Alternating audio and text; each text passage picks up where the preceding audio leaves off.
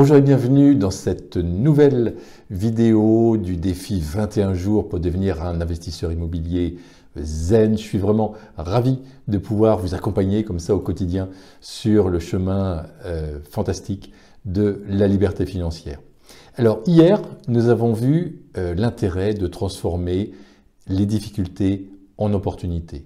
Sur le chemin de l'investissement immobilier, sur le chemin de la liberté financière, vous allez avoir des obstacles, vous allez avoir des difficultés, ça fait partie de la vie, ça nous renforce.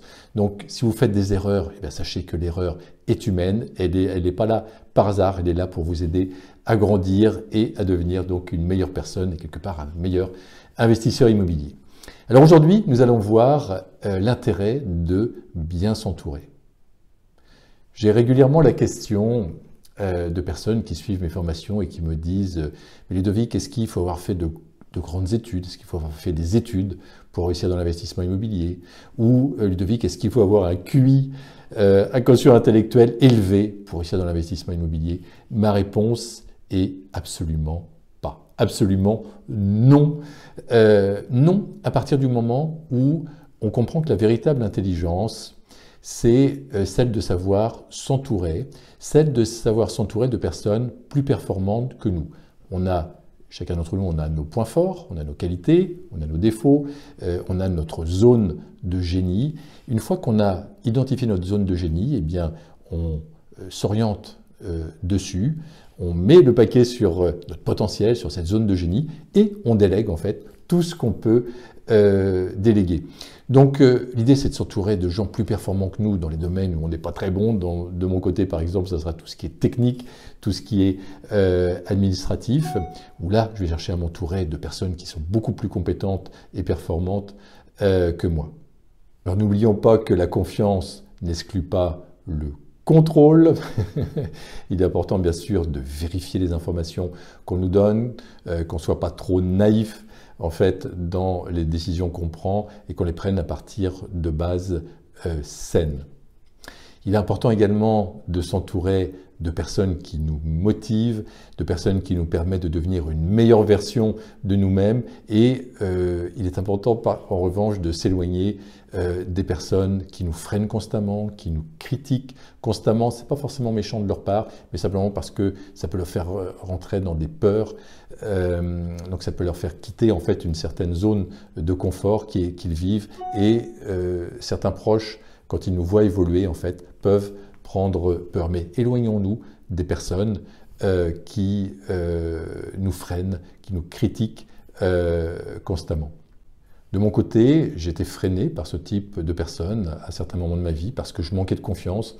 Et quand je manquais cruellement de confiance en moi, je faisais confiance aux personnes qui semblaient sûres d'elles et j'écoutais absolument pas mon ressenti donc à ce moment-là. Et aujourd'hui, j'ai appris à faire confiance, mais à contrôler les choses. Par exemple, régulièrement, des agents immobiliers m'ont annoncé des choses qui ne se sont pas réalisées, des collaborateurs m'ont annoncé des budgets qui n'étaient absolument pas tenables. Donc j'ai appris à moins faire confiance et à contrôler davantage ce qu'on me dit. Donc par exemple, si un agent immobilier ou si un banquier vous donne une réponse, vérifiez en allant voir d'autres banquiers ou d'autres agents immobiliers. Et le défi que je vous lance aujourd'hui, ou l'exercice que je vous demande de faire, c'est que la prochaine fois qu'une personne vous freine, peut-être une personne de votre entourage, si une personne vous freine, vous critique, reprenez le pouvoir en vous positionnant, en étant sûr de vous, et si votre intuition, si vous êtes certain de vous, si les choses viennent du cœur, bien sûr, et non pas de l'ego, ça sera la bonne décision, ça sera le bon positionnement que vous aurez choisi. Et la prochaine fois, par exemple, qu'un professionnel de l'immobilier ou qu'un conseil quelconque vous affirme quelque chose, si vous ne sentez pas vraiment les choses, allez plus loin, allez interroger un autre professionnel. J'ai eu le cas, par exemple, d'un avocat qui devait défendre un procès qu'on avait avec l'administration qui nous réclamait de l'argent. Donc le premier avocat, je ne le sentais pas. Il affirmait que ça serait difficile, que c'était difficilement gagnable. Et donc j'ai décidé d'aller plus loin. J'ai dit, écoute, j'ai dit à ma collaboratrice, voilà, je ne ressens pas les choses avec cet avocat, donc on va changer d'avocat sur ce dossier. C'est ce qu'on a fait et on a trouvé quelqu'un qui a vraiment cru dans le dossier et on a eu gain de cause. Donc vraiment, écoutez-vous, écoutez votre intuition et sachez vous entourer des bonnes personnes. Je vous souhaite le meilleur et je vous donne rendez-vous demain pour une nouvelle vidéo, un nouveau conseil, saisir les opportunités.